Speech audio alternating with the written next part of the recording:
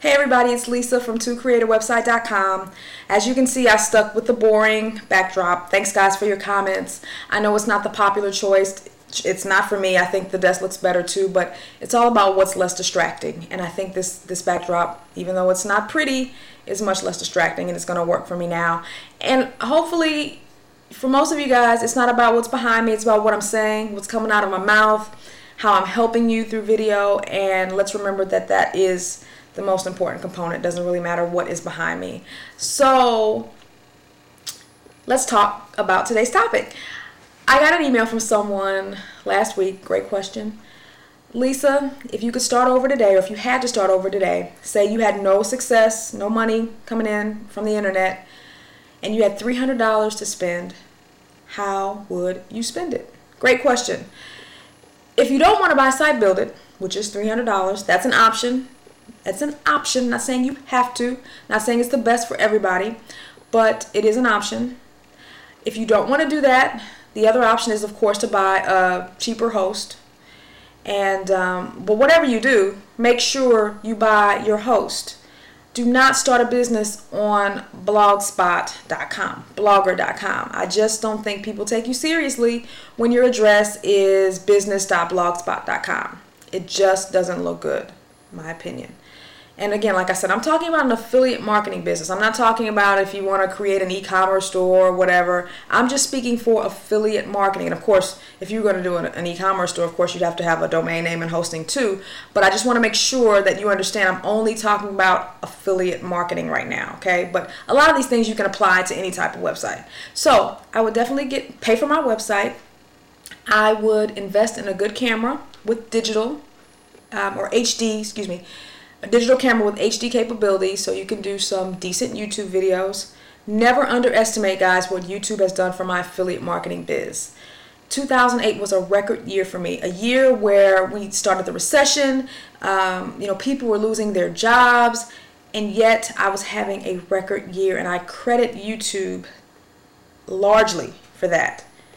I mean, 2007 was when I started doing YouTube videos, but 2008 was the first full year that I did YouTube, and I got so much traffic to my sites from YouTube. I got emails from people saying, I bought this product because I saw you on YouTube. I joined your forum because I saw you on YouTube. When you can get in front of somebody and show that you're human, and show you have a personality, and show that you're real, you're not just an anonymous person behind your website, it makes a huge difference. So never underestimate the value of video, guys, especially because most people are still afraid to do video. And if you do video, you'll probably be one of the few people in your niche to do so.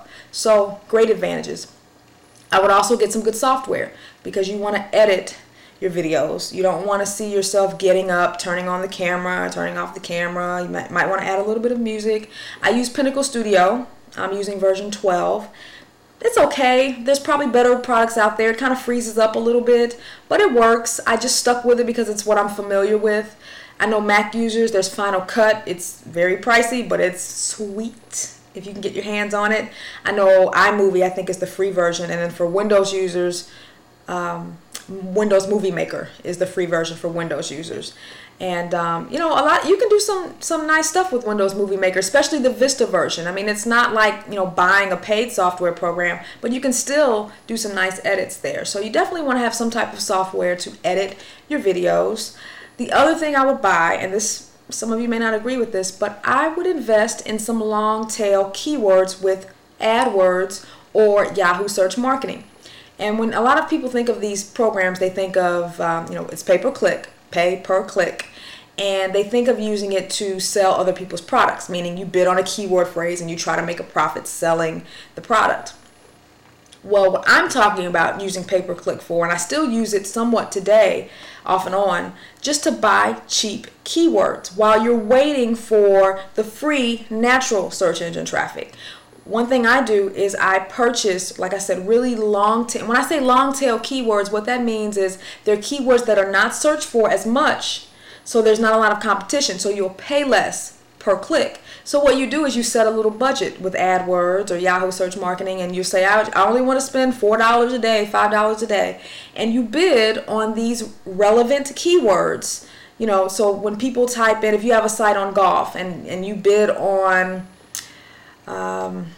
and I'm going to get myself into trouble because I don't play golf. I shouldn't have chosen this.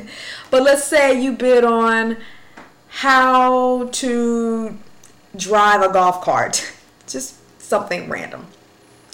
It's going to be cheaper because there's not a lot of people searching for that. But you can still get, as long as it has some searches, you'll still get traffic from that phrase. So you find a lot of these long tail keywords and bid on them, and you can drive some cheap traffic to your website while you're waiting for the search engine optimization to come in.